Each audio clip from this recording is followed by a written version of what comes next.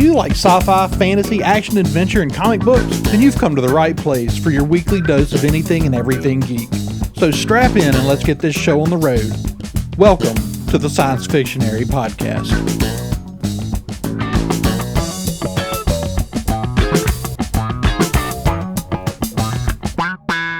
Welcome back to the Science Fictionary Podcast, presented by thesciencefictionary.com. I'm Andrew. I'm here today with Marisha. Hello. And David.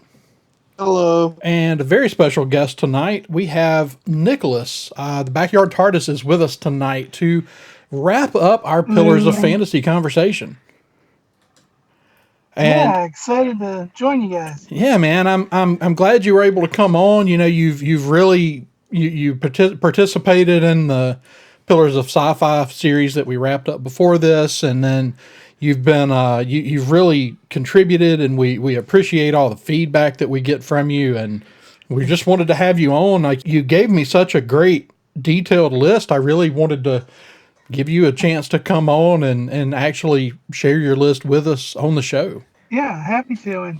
And I thought it was funny when you asked, because this is something, fantasy is probably my weak point in nerdom, but going down this rabbit hole, there's some things that I like that I don't even think about that are fantasy. Mm-hmm. And then going down this rabbit hole, I was amazed at some of the stuff, researching some of these things that I was aware of, but I didn't realize how big they were.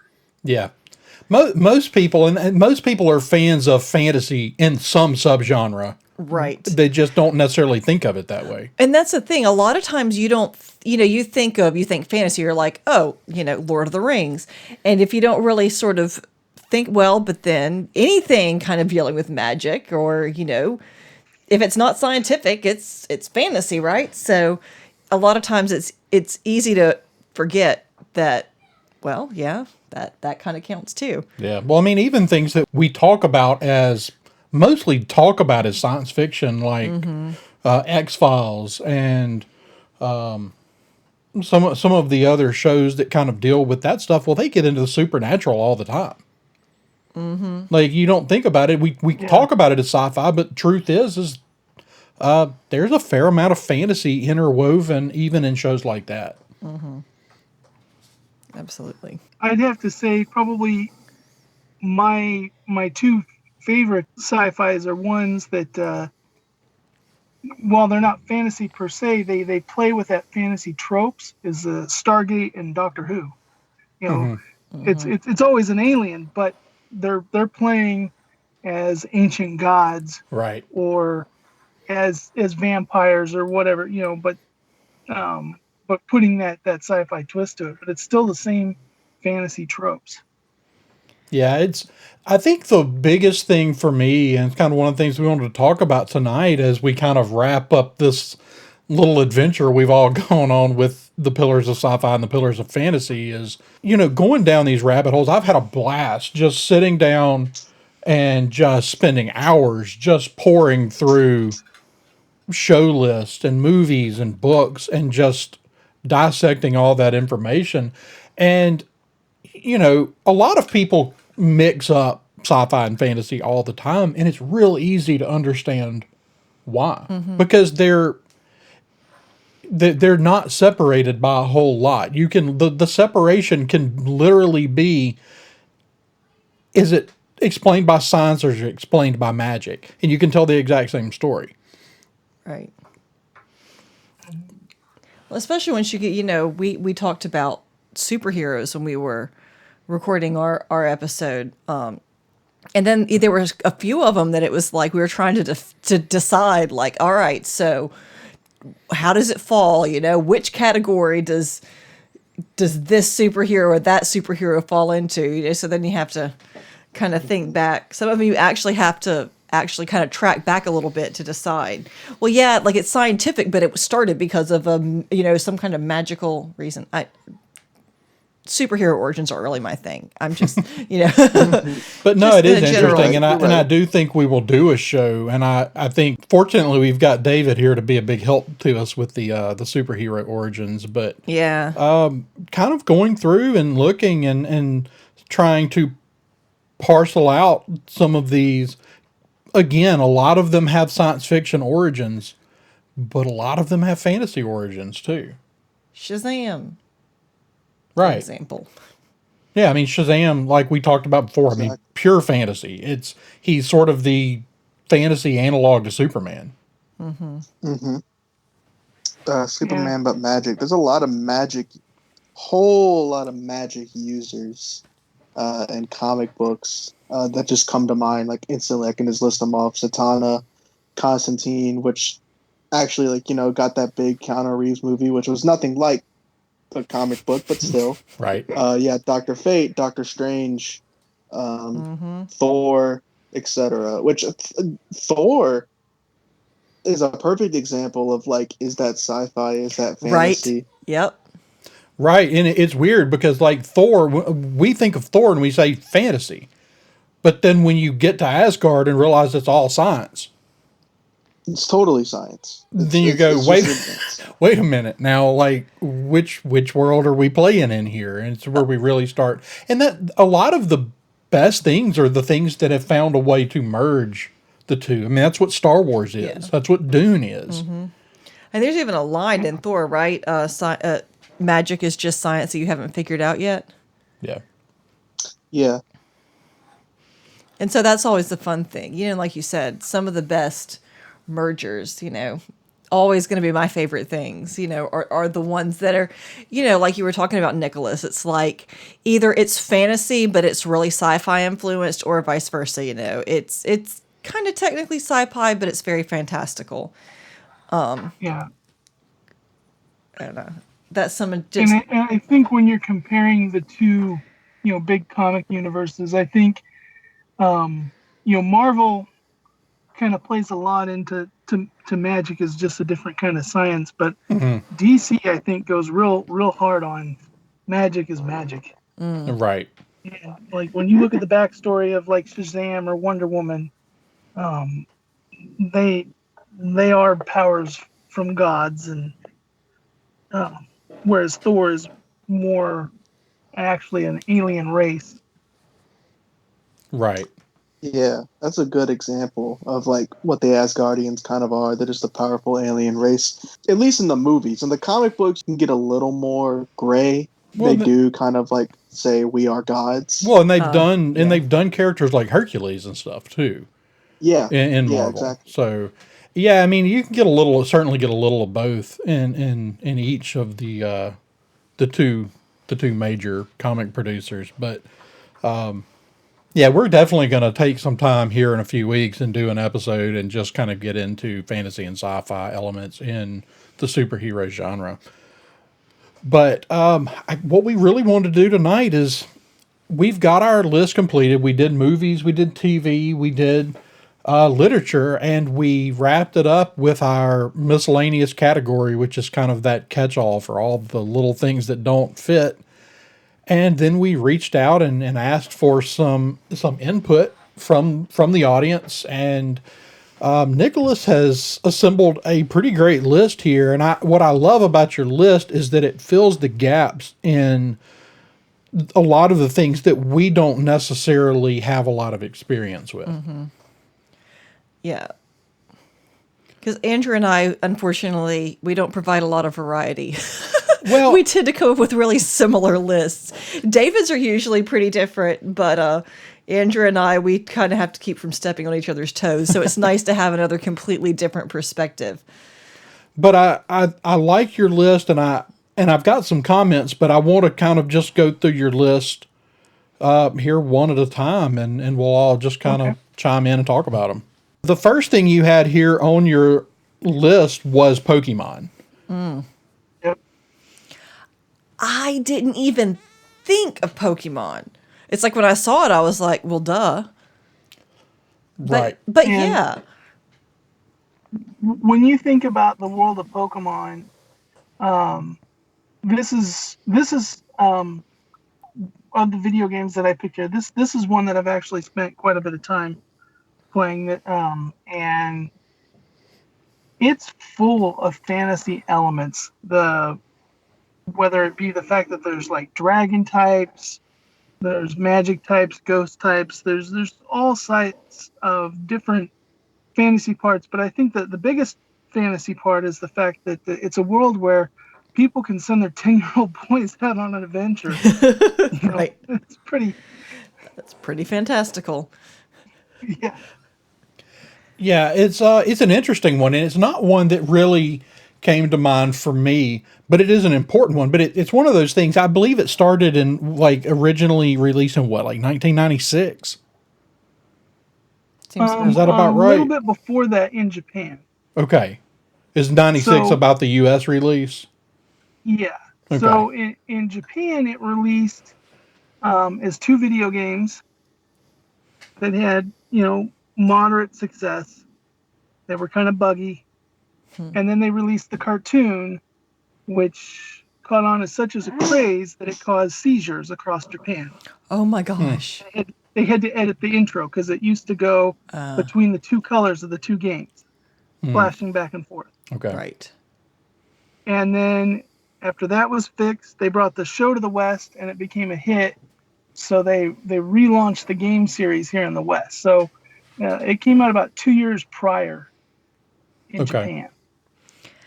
I didn't even know. Like, I mean, I was a kid when it kind of blew up, but I don't remember it even being a video game. I remember the cartoon and I remember the card game.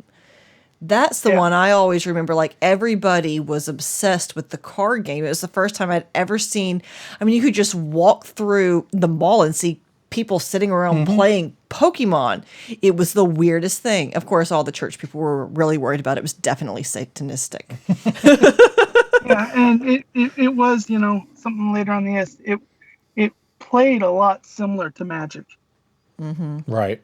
And so it definitely, but what's interesting is in the US, like it kind of hit as a triple thing because they released those games on the Game Boy right at the end of the Game Boy. That was the handhold everybody Yes. had, Yep.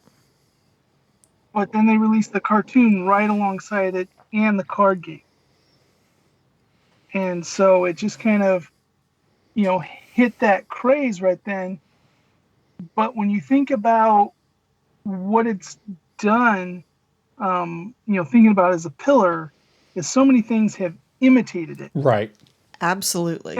Every seems like every 5 years, 3 or 4 new types of shows come out trying to recreate that. I think the big one right now is Yokai Watch. There was Yu-Gi-Oh. There was all these different ones, Digimon, trying to imitate Pokemon's success. Right. And it's one of those that every time you kind of think it's going away or gone away, it has this huge resurgence. So And weird. it's had a lot of staying power. I mean, it's one of those things.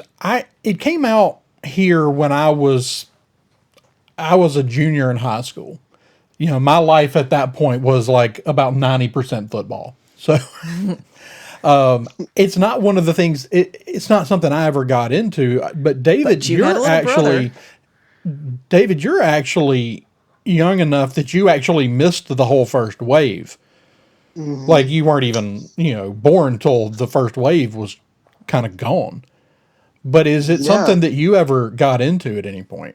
I never got into it, but I promise you, I still knew plenty of people who were obsessed with Pokemon, um, collecting the cards, playing all the different games. I have many friends who who are my age, so they missed the Game Boy, but they loved Pokemon so much they went out and found old Game Boys and all the old systems to Wow. play the old games on, and still do.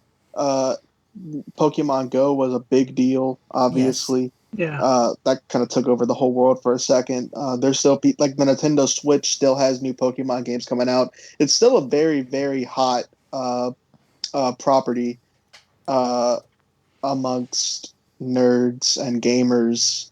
Uh, Still a very huge fan base that I know many people myself. So it's very active. But I never got into it myself. Yeah. It's kind of rare to find things that, like, people who are just a little bit younger than your dad were into. and then people your age are still actively into. Most things, it's like kids kind of get into it because it's like Star Wars. Like, oh, my dad was into Star Wars, so I got into Star Wars. But for it to be something that like the kids are still doing is pretty remarkable, because it's not one of those things that people tend to still be quite as obsessed about as adults, but that it's managed to hold a young audience and young people who tend to cycle through things so quickly, that it's managed to hold on that long is pretty impressive. Yeah. Yeah, it was one of those things where, like, I've fallen off because I think the first game I probably sank 70 hours into.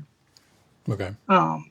And, as an adult, I don't have that kind of time. Right. Most of them you can beat in 20 to 30 hours to, like, complete beat is around 70 hours. If you're a completionist. But the thing that got me kind of back into it was when they came out recently on the Switch, the Pokemon Let's Go, Pikachu and Eevee. That was kind of a 3D version of the first game.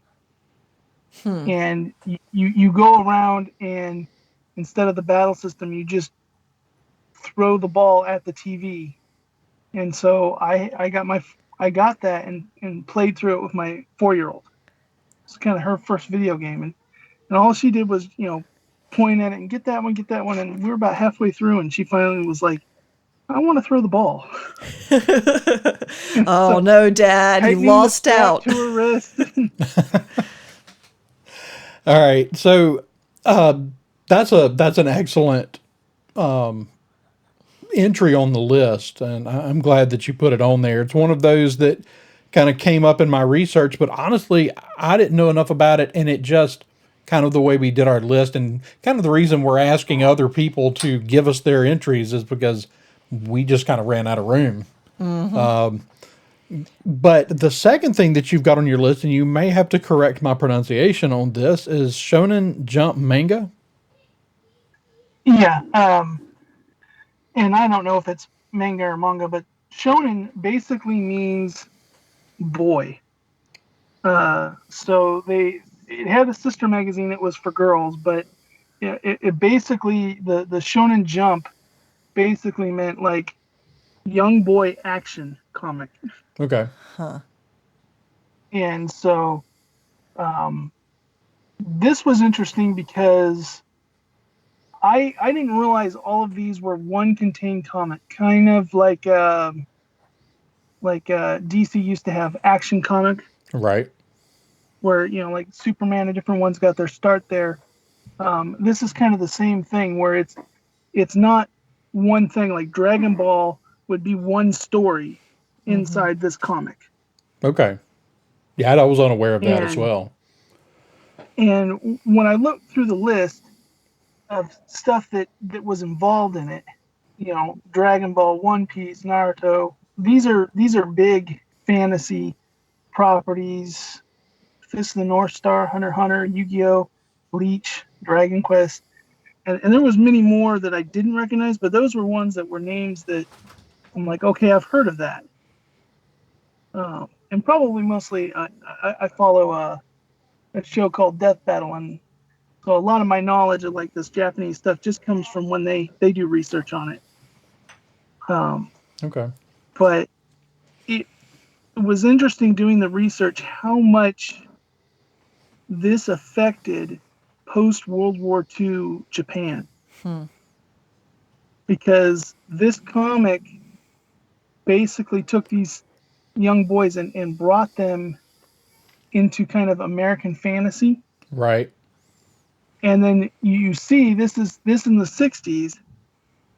And then in the 80s, you have people like Miyamoto and different video game creators creating all these fantasy games.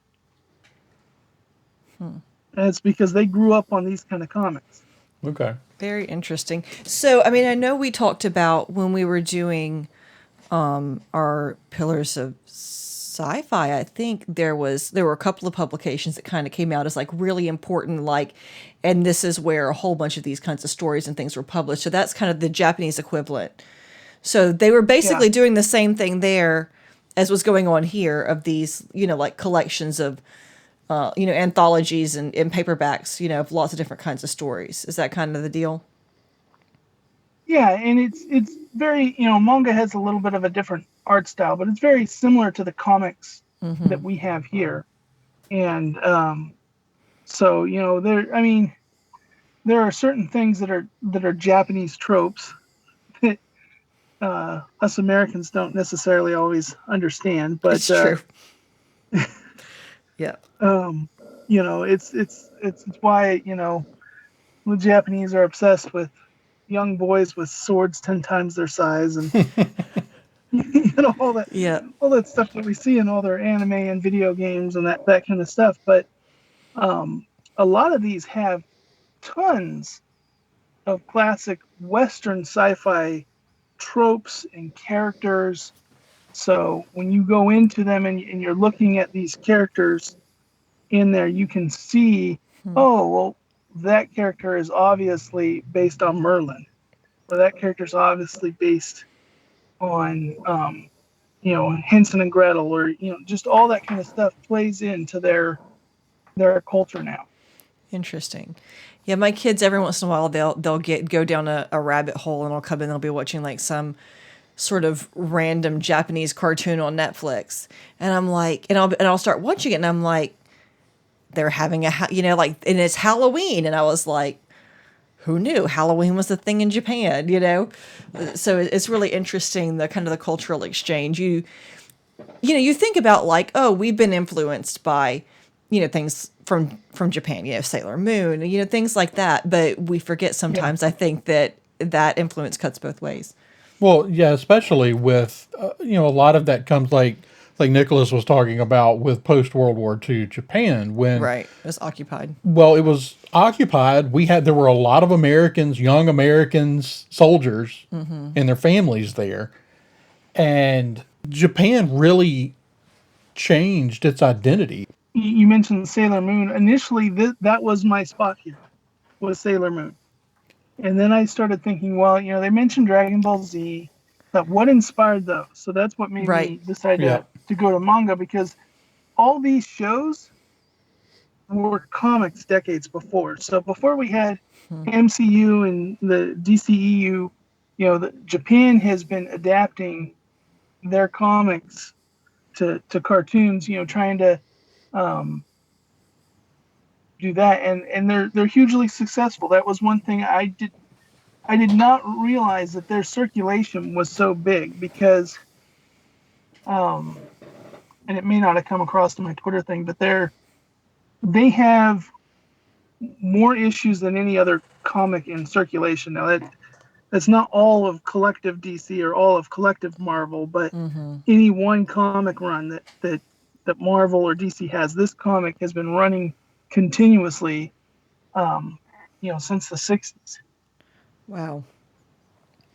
Yeah, that's impressive, and it's definitely, you can see the effects that it's had on just animation in general, all across the board, as even American artists are doing a lot of emulating of that style now.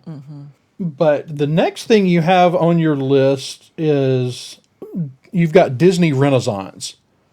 Now I'll let you tell us a little bit more about what you meant by that.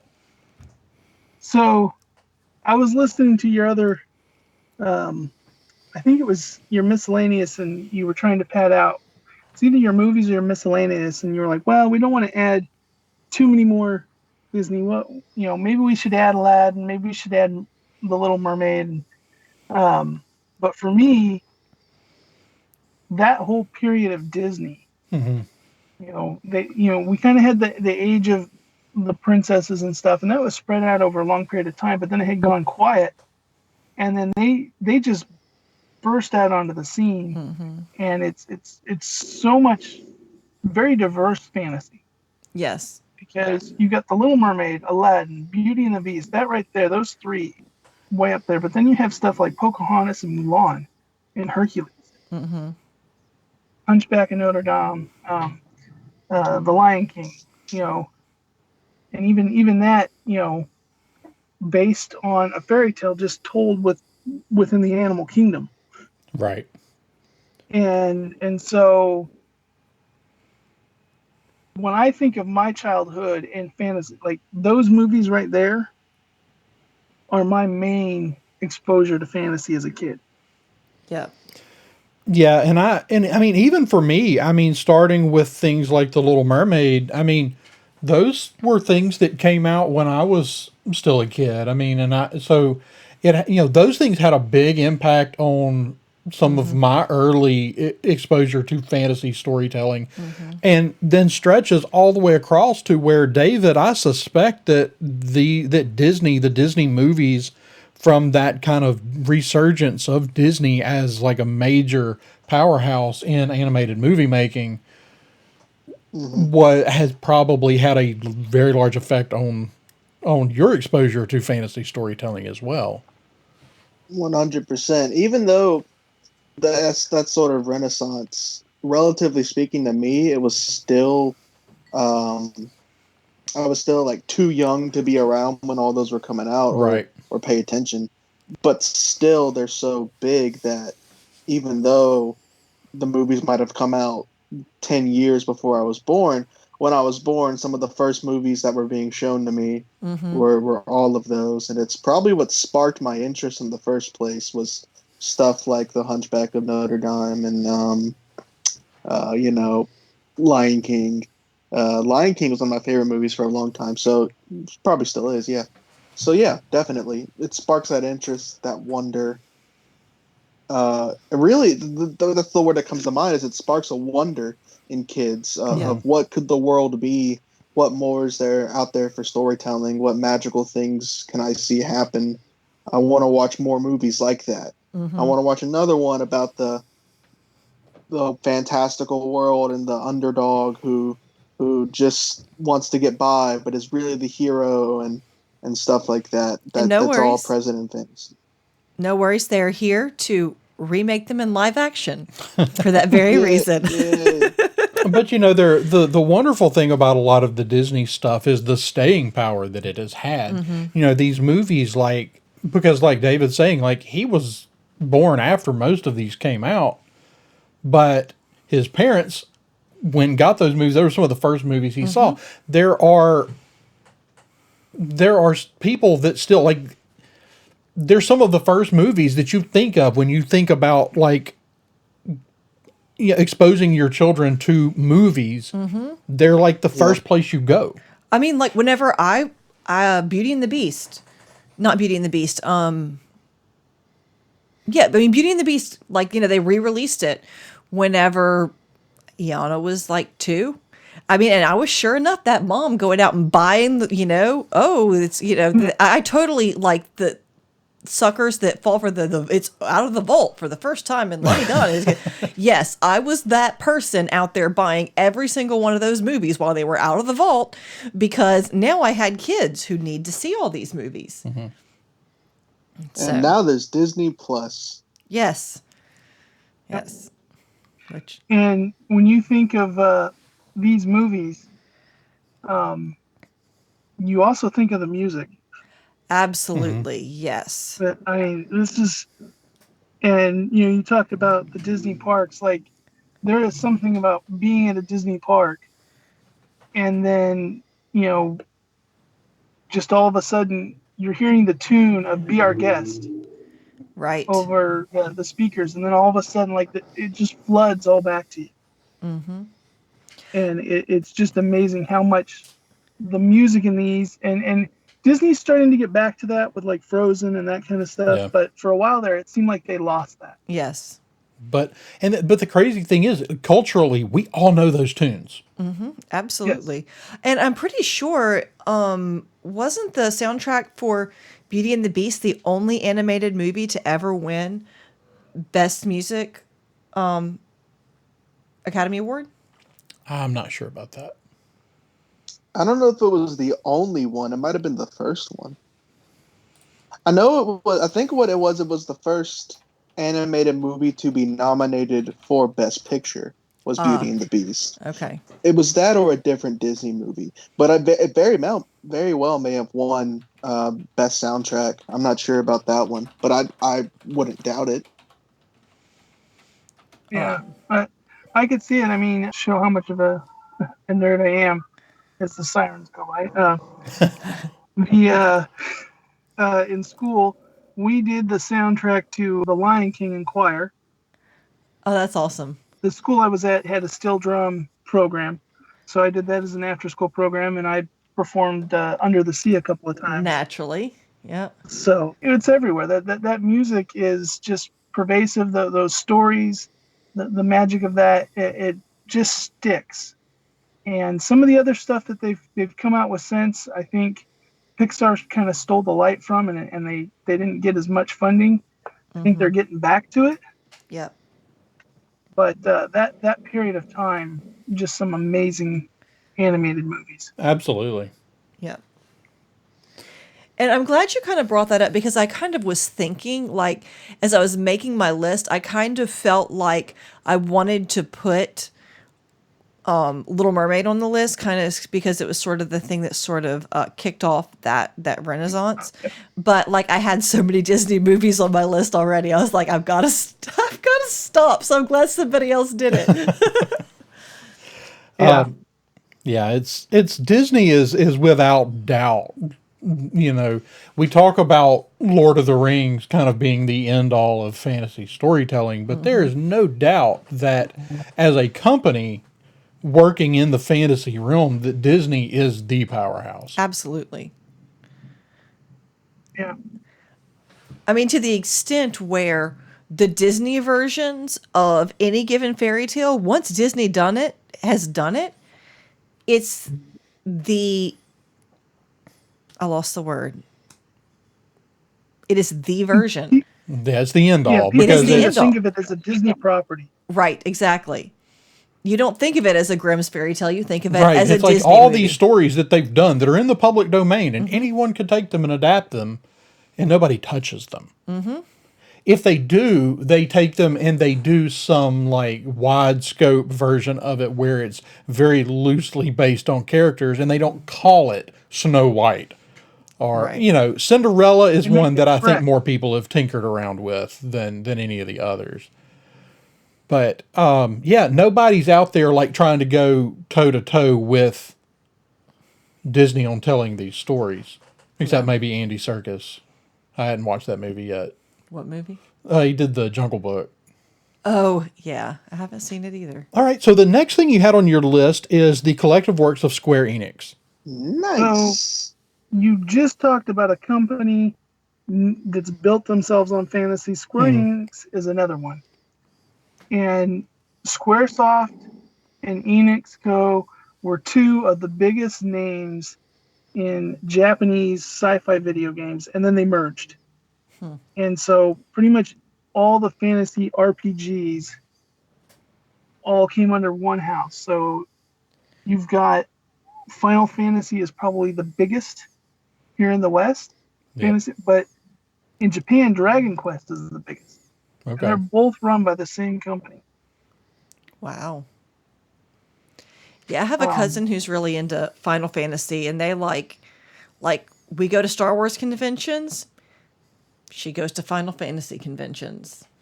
It's pretty unreal how big it is. Yeah, well, I mean, she literally writes for a website about it, right? Yeah. Yeah. And Final Fantasy is one of those ones where it's kind of a very loosely connected world. They share certain tropes, certain creatures, but each game is kind of like a rebirthing of the world and environment. They're not fully story connected. So there are cult classics of specific games in the series. And they're on Interesting. 14 right now.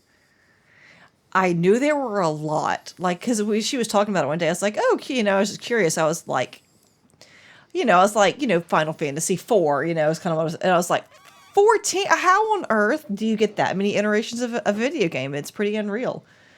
Well, and then you have like 13, which had 13-2 and 13.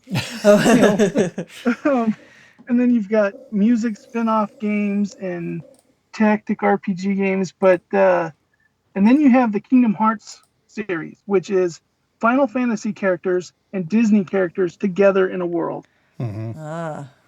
So ruled by King Mickey. Right. So, David, And that's based on pretty your reaction, I'm assuming that you're familiar with these games. Not overly familiar. I haven't played any Final Fantasy, but I'm very aware Okay. of them and Square Enix. And I've delved more into Square Enix's other non-fantastical properties a lot. So I'm a big fan of them from those. But at Okay. least in terms of this, I mean, Final Fantasy is probably one of the pillars of gaming in general. Yeah, Just that whole franchise, I would it's so agree with big and that. important. And I would even argue, I'm mad at myself for not thinking of it, because even though I haven't played them, I'm well aware of them.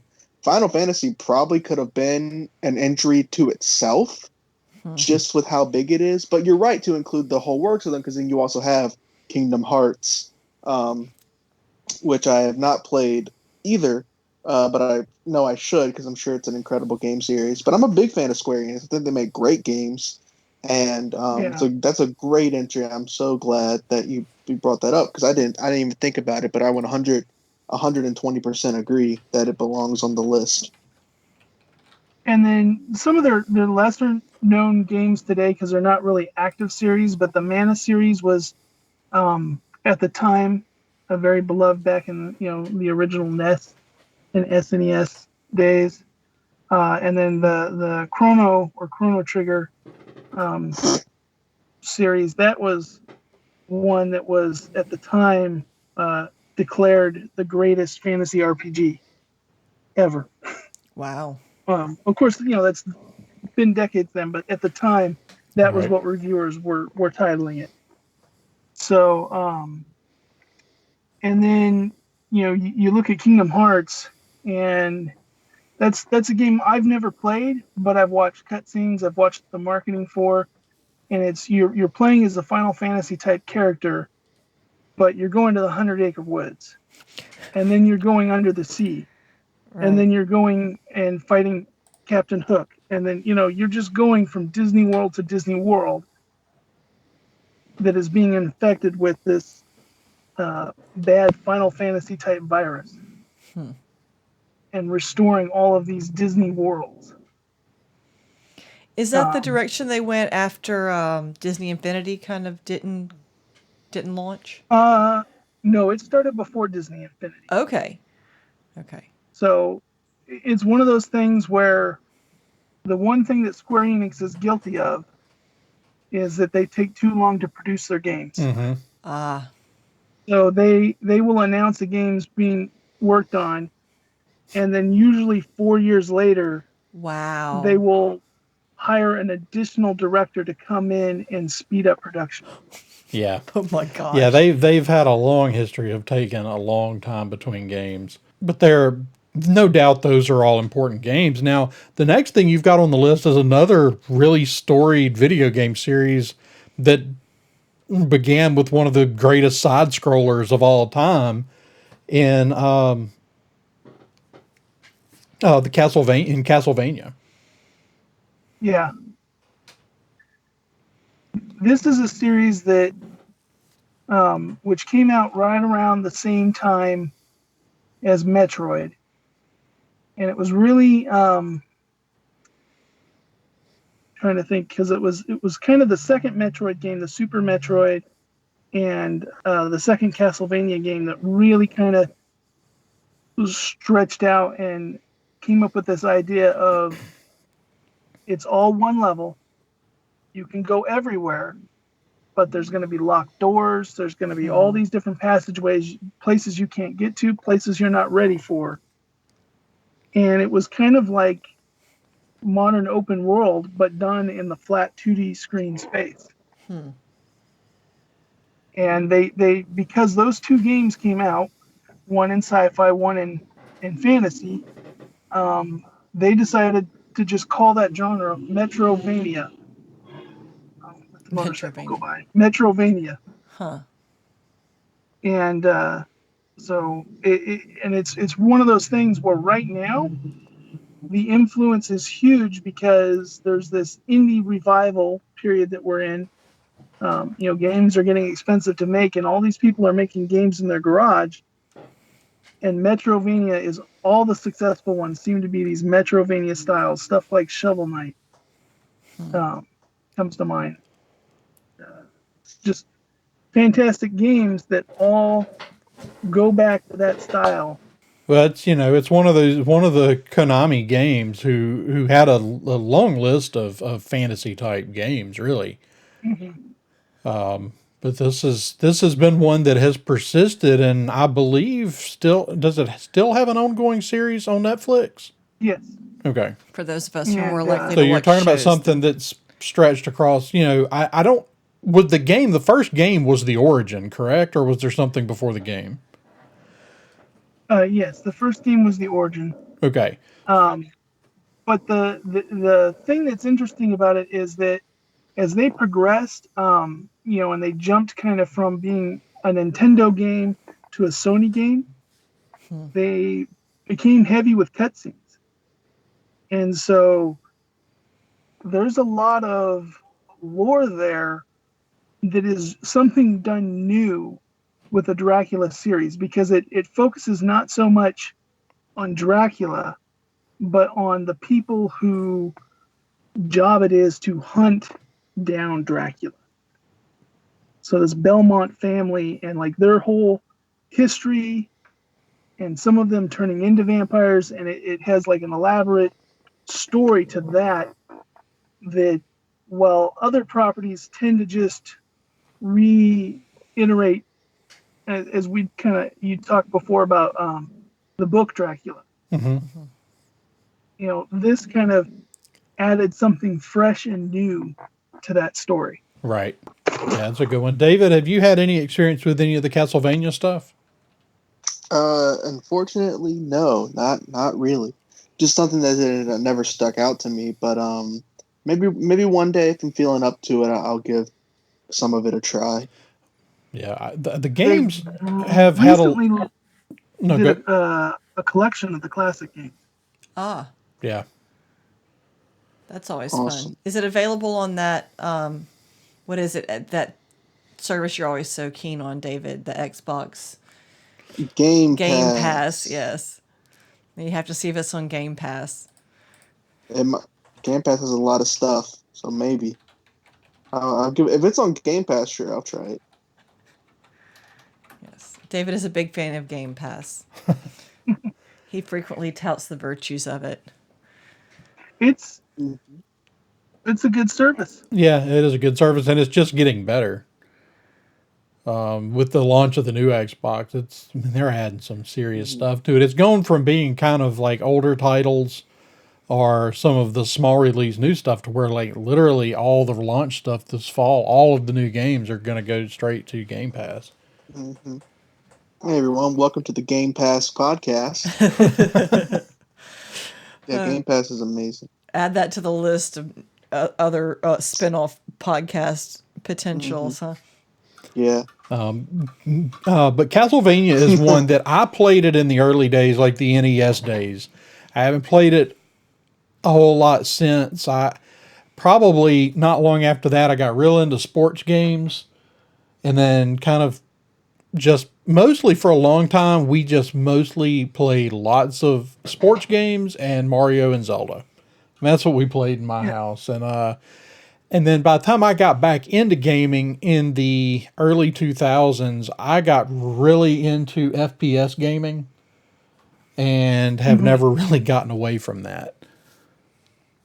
So you should explore Yeah. it, love. You should explore the other nuances of video games with interesting cutscenes for your wife to watch because watching Apex for long periods of time is not that entertaining for the other people in the room. Just throwing that out there. And and this is one of those things where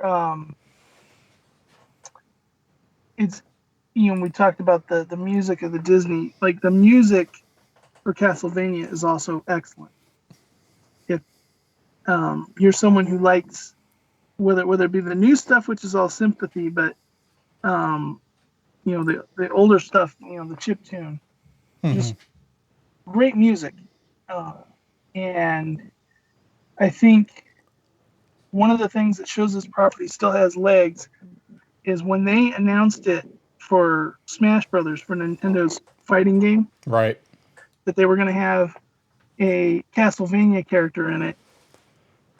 Like, the internet blew up. Everybody was doing reaction videos. That they were just shocked that got in. And one of the things is the creator of that game, you know, wanted to put some of the music in there, and so he sent over a thing and a list of like 50 songs and said, whichever ones they can have. These are ones I'd like.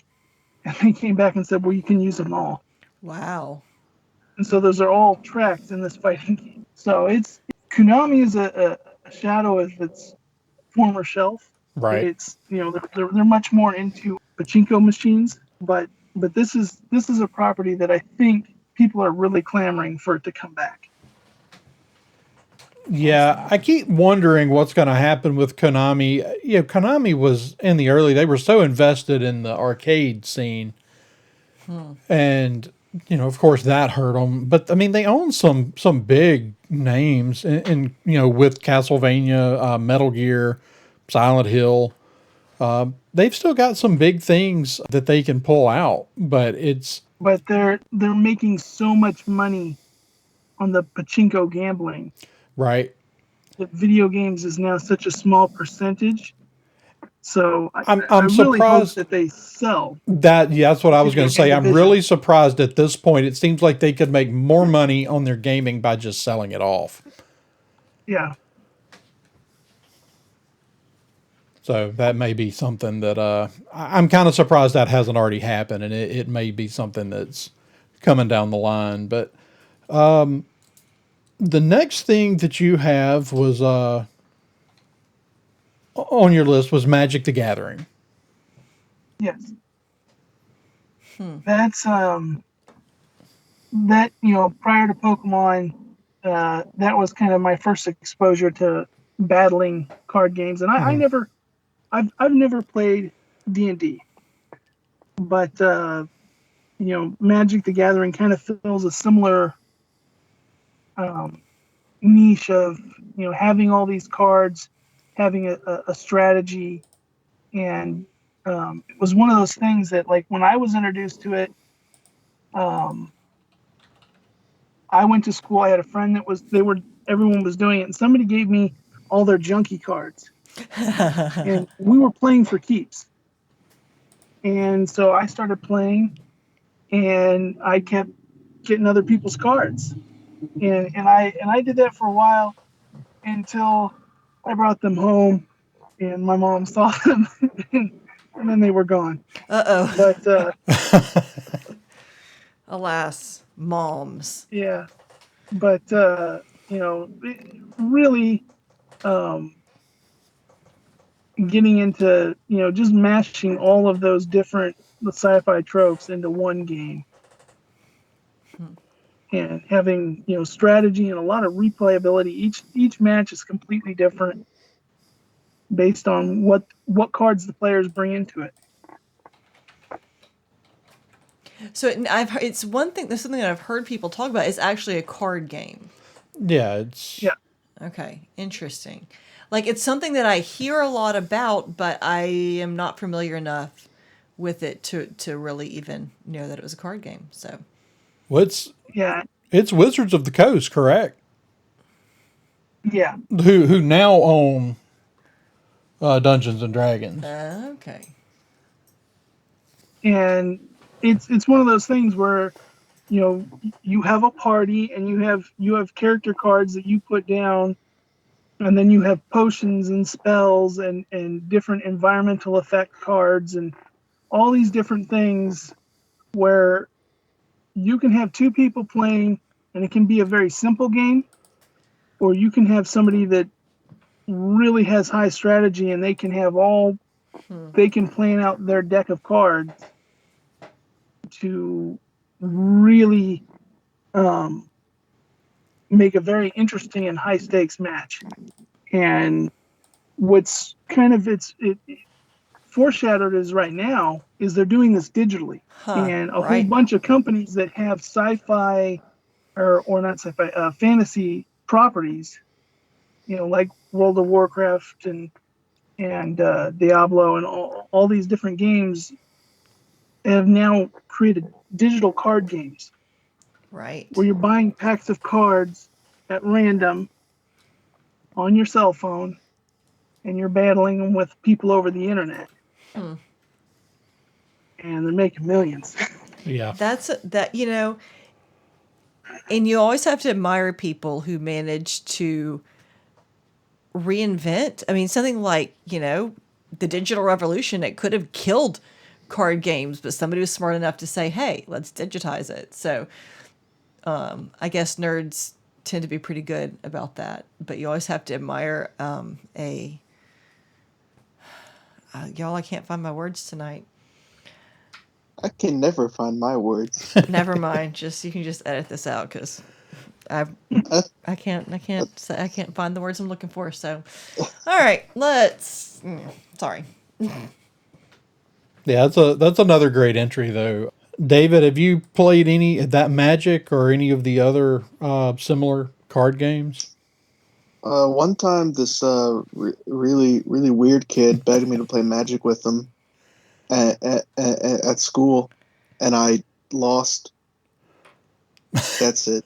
That's the beginning and the end of your Magic That's the the Gathering beginning and story, the end of huh? my Magic journey. Yeah, I think I'm really impatient. I love gaming and I love stuff like that, and I thought I'd be into it, but I'm really impatient, and so I was like, a whole new set of rules that I don't already Well, know. how in the world did you Man, get into Dungeons and Dragons?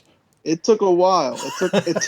It took my friend buying the books and him learning it and him telling me what I needed to know along the way because he put in all the hard work Okay, so it took until somebody. eventually I just figured it all out.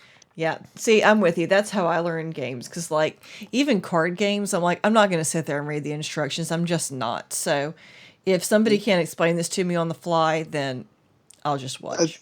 That's exactly it. I'm just impatient. Like I don't play. There's a reason I've been playing Skyrim for 10 years and not Yeah. something else because I And know how to play that one. it's one of those things that it has so many rules to it that, if poker is checkers, then Magic the Gathering is 4D chess. Ah, There's just so many cards, so many different. You can think that you have a great strategy, and then they plop down a couple of cards, and you've lost the game. Because it's really one of those things where there is no one card is the most powerful card. There's always a counterbalance. There's always this affects that kind of rock paper scissors to that's it. exactly what I was thinking. I was like, oh, like rock, paper, scissors. Exactly. Now that makes sense to me. And Pokemon's kind of a watered down version, Okay. simplified for younger kids. Marketed more for kids because I know it was marketed for, like, 10-year-olds. So 10-year-olds hadn't got the patience to learn all the rules. So we had to get a simpler version, huh? Yep. Awesome. All right. So next on your list, you have Ultima Online. Yes. Now, I when you think of fantasies and games right now, like the big thing is the MMORPG, Correct. and that's obviously WoW is the biggest one, but you have like Fantasy Star Online, Elder Scrolls Online, Final Fantasy Online. All of these big properties all have these massive continuous online communities, and so I thought, well, it's the Pillars series, so what was the origin of that? And I thought it was EverQuest, but I thought, well, I better look it up.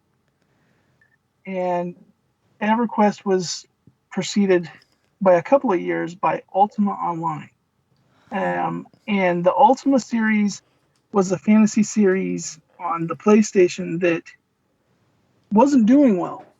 EA kind of thought of it as one of their properties that they were getting ready to cut loose.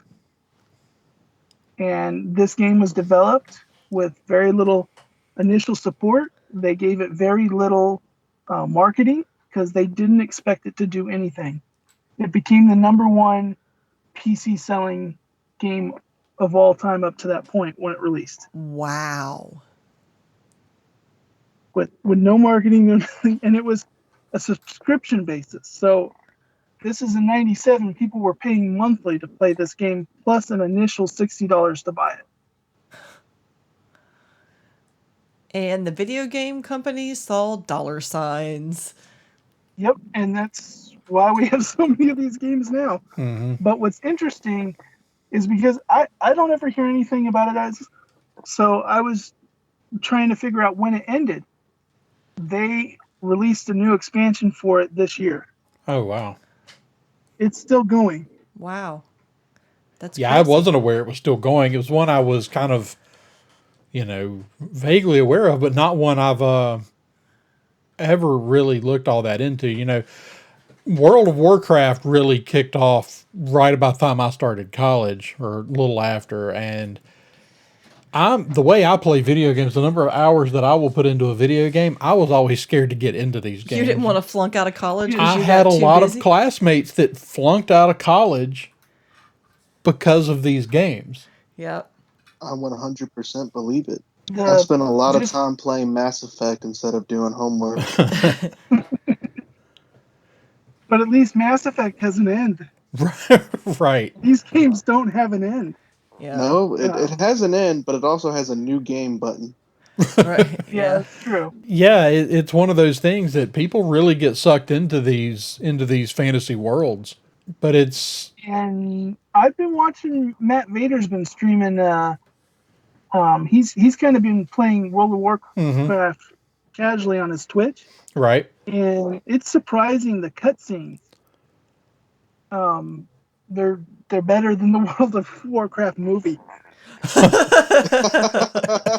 Oh, bless its little heart.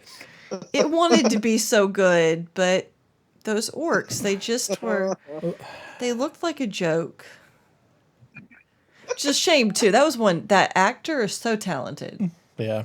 I think he thought that was going to be the beginning of his big Hollywood. Well, yeah, that was one. I think everybody was rooting for that to be a great movie, and it just It was not. but And Assassin's Creed was the same year, I think. yeah.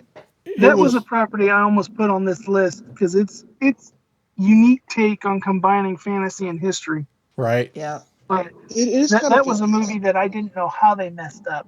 I'd argue that Assassin's Creed is more sci-fi because they use a piece of technology to access all the memories and stuff. But I could but there's obviously huge fantasy elements. Yeah. But all very the items that they're fighting over are items from the Garden of Eden. Yeah, they're all Yeah, magical. exactly. So it's I would still argue more sci-fi, but I wouldn't complain if that would have been on your list. It's one of those that kind of fits both places kind of things. right. It's like Thor. Yeah. But that's one of those that you look at. I can understand how you could mess up doing a World of Warcraft movie. It's such a big world, and trying to even figure out where to start in it is a challenge. And, largely what they got wrong was visual. But when you look at one like Assassin's Creed, it's like you wouldn't think that it would be that hard to adapt a really good Assassin's Creed story for a movie. I mean, essentially, the games are already that. Mm-hmm. Yeah, well, that's the games are cutscene heavy, and it's a historical timepiece. I mean, Correct. Usually those are Oscar nominees. Right. Right. But not that one. But they had too much fog. You couldn't see anything. I hated that. Was one of the worst theater experiences I ever had, was seeing that movie. Just me. The only good time about it was me and my friends laughing at it. God, that movie was awful. It's one of the worst I've ever seen. Off subject, but Yeah. God, that movie's bad. But still related. Right. And they went and got Michael Fassbender, and I mean, it should have been good. Yeah. Like looking at all the pieces of it, the sum was significantly less than the whole. The truth is, though, that every year there are bad adaptations of great stories. It's true.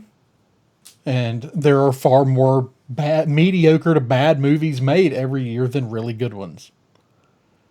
Yeah. And I think when it comes to video games, the style of their nature lends them better to television I agree with that. That's an excellent point. because you can't convey the quest. When you take a 40-hour video game and try to tell it in 2 hours, it's a jumbled mess. Hmm. Yeah. But if you have them accomplishing a quest every week Right. and getting to that end boss and have the story develop over that, it works much better. Yeah. That's an excellent point, which, The Witcher was really well Yep. done, but it probably wouldn't have been a great 2-hour movie. It probably would have been a really mediocre 2-hour movie, like completely forgettable. And the pacing would have been terrible, Yeah. and everybody would have complained about all the, well, why did they include this and not that? And they didn't explain this. And yeah. Mm-hmm. So that's a really excellent point about video game adaptations. So you heard it here. Hollywood, make video game TV shows, not video game movies. I think and we've talked about this a lot lately, but really with the advent, particularly of premium television, it has really changed the whole game as far as how big of a story you can get away with telling on TV. But the last thing you have on your list, I think, is something that I don't know how much Marisha's ever had to do with them, but I know I have. And I mean, I remember, I don't know how old you are, Nicholas, but I remember when Legos went from being blocks to being like you could buy sets from movies and all these other things. Yeah, But your next entry was Legos. yeah. Nice. As a kid, I was obsessed with Lego. That was my toy of choice. And what's interesting is until they started doing Star Wars, the number one Lego set was their Castle series. Right. Yeah. That was their bestseller. And, it was how you developed your own fantasy in your head. And, and what is fantasy but an exploration of the imagination? Yeah. And that's what Lego is. It allows you to take that and build what you envision, and then envision it as greater than it looks in what you build. Mhm. That's a great entry. I hadn't even thought about that, but I 100% agree. That's awesome. I love Legos. I want to go play with Legos right now. Can we cut this short so I can go play with some Go Legos play I have in my closet? Yeah. And they've done such an amazing job of going, remaining the thing where you can, have the random pieces and build your own vision and spawning it into this huge empire of, $300 Millennium Falcon Lego sets and movies and video games. And I mean, who would have thought, whenever I was a kid, I never would have been, if somebody had told me there's going to be a Lego movie and it's going to make boatloads of money, I would have laughed in your face. I've been like, that is not a thing. That is ridiculous. Well, here we are. Mm-hmm. Yeah, That movie rocks. It's true. and it's the Lego Batman movie is probably the best Batman movie. You're probably not wrong. Yeah. That movie's great. Yeah. So, but I can recall, like Andrew was talking about when it switched from just regular sets and they started getting licensed properties.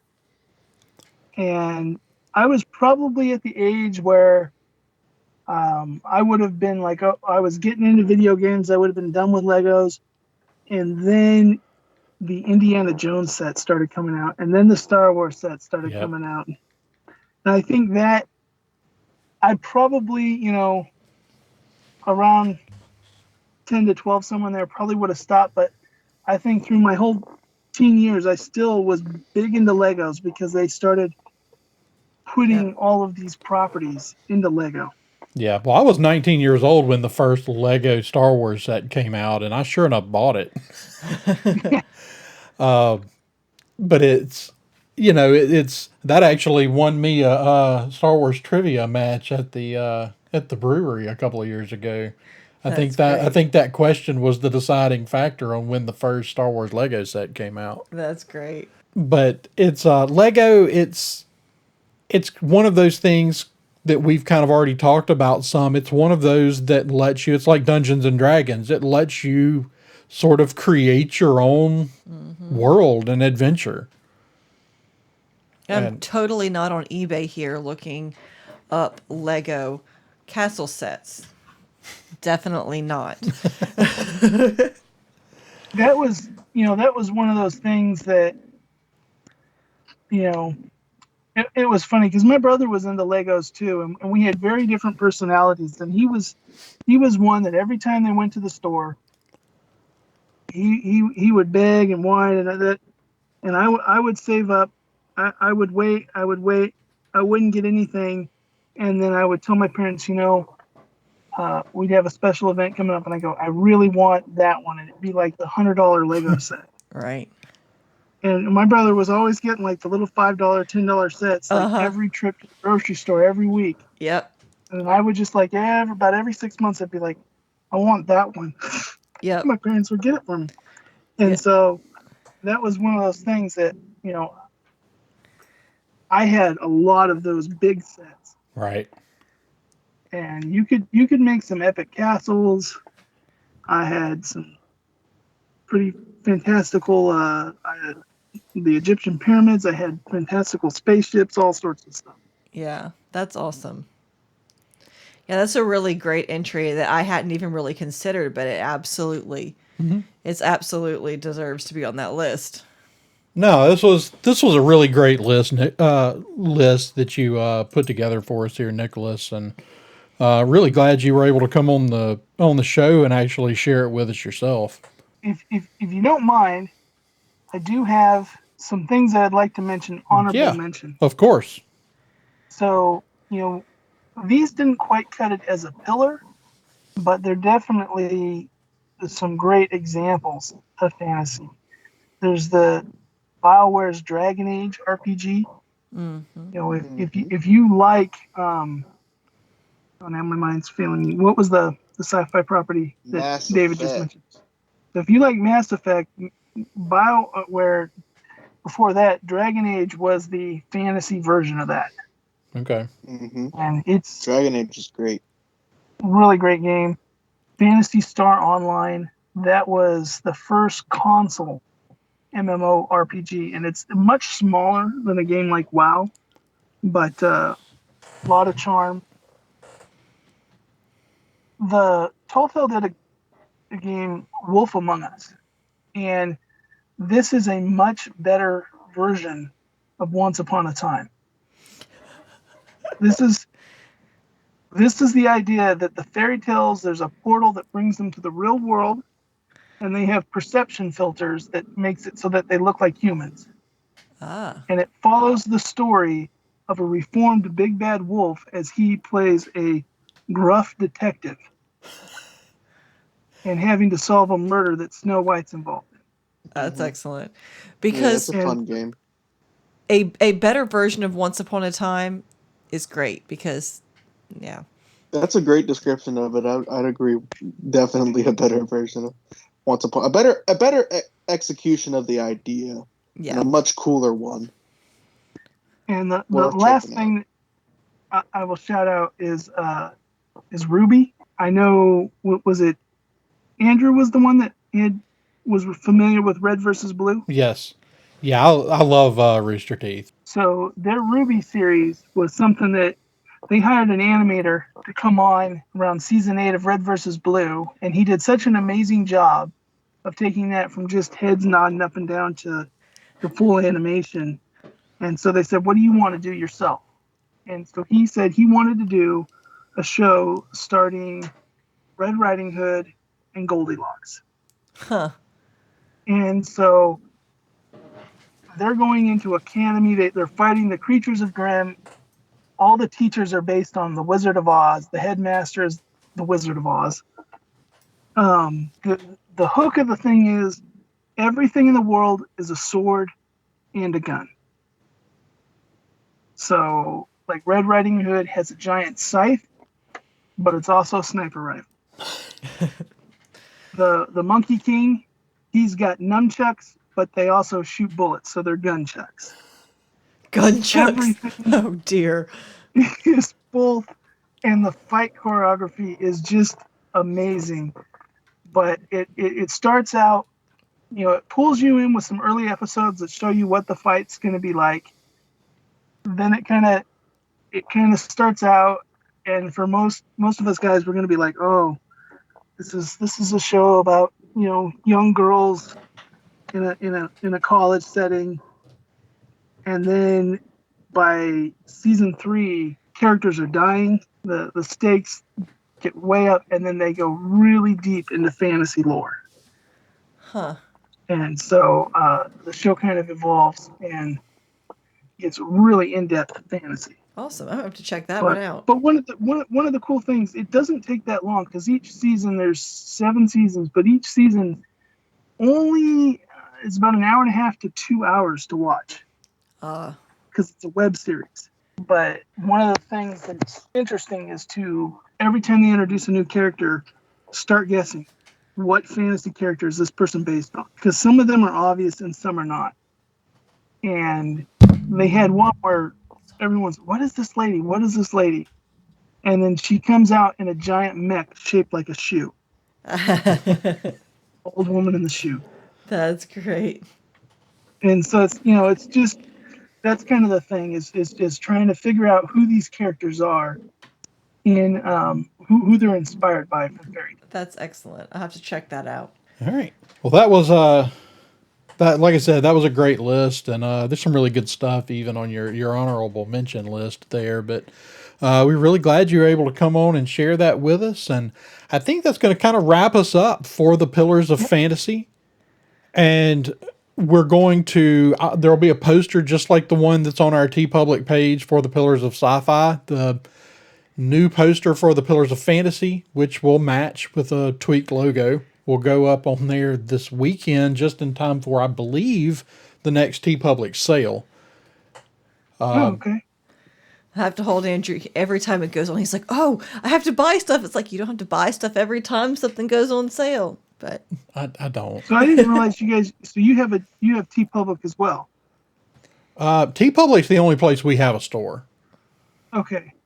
Well, I just meant I was trying to find different Red 5 network. What's the name under? Is it Science Fiction? It's under it's under the Science Fictionary. The easiest way to get to it, though, honestly, is to go to the sciencefictionary.com, and there's a shop and there's a shop link in the top right corner. Okay. Yeah, I have to do the same thing with Salty Nerd. I can find Rose's website right off the bat for Scarif. Scuttlebutt, but Yeah. when I try to search Salty Nerd, like, all I get is a whole bunch of shirts that say salt on it. Yeah, I tried searching for some of his, and I got all kinds of strange things with just different things concerning salt. It's like, Yeah. okay. But if you go to I think I bought $180 worth of mostly Red 5, but I had to get myself a Baby Yoda mask. Right. Naturally. Yeah. I mean, of course. And, an R2D2 mask, and that is such a wonderful store. Yeah. Oh, I mean, you could get in big trouble really fast on TeePublic. It's just it's like a nerd paradise of any nerdy themed thing you could dream of. It's there. So I will definitely have to check out your guys' store, because I'm about every other month I'm doing some TeePublic, and because I'm having to work as out in the public, my job is essential.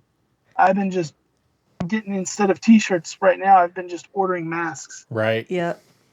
Because I go through them so fast. I sweat, and I'm like, once they're damp and wet, I can't wear them. Absolutely. I gotta take it off and switch it out. And Yep. This is a smart thing to do, ladies and gentlemen. Don't wear soggy, sweaty masks. Buy new ones on TeePublic. All right. Well, thank you guys for having me on. Yeah, man. We're really glad you could could come on, and thanks as always for listening to the show. But as we wrap up here, Marisha, where can people find you online? You can find me on my website, princessesandpadawans.com. There's not a whole lot on there because I don't do much these days except teach children math. But you can also find me on Instagram. What's my Instagram, love? Princesses underscore and underscore Padawans, and I'm P Padawans on Twitter. All right. And David, where can people find you? You guys can find me on Instagram and Twitter at stay_creativeDD and on my YouTube channel, Creative D&D. And Nicholas, where can people find you online? So primarily on Twitter, I'm Backyard Tardis, or I believe it's Back Tardis is the shortened form Twitter gave me. But if you search Backyard Tardis, I'll come up. It's a picture of a TARDIS in the backyard. And then also, that's kind of my general positive sci-fi feed. If you want my all-around gaming and hot take feed, that's Cybersonic 8472. Awesome. Awesome. And I'm Andrew Gore. You can find me running the Twitter account for this show at sci_fictionary. You can find me hosting our other show, Coruscant Radio Underground, every week. That's where we talk about everything in that galaxy far, far away. You can find us at thesciencefictionary.com. You can drop us a line at thesciencefictionary@gmail.com. And until next time, may the force be with you.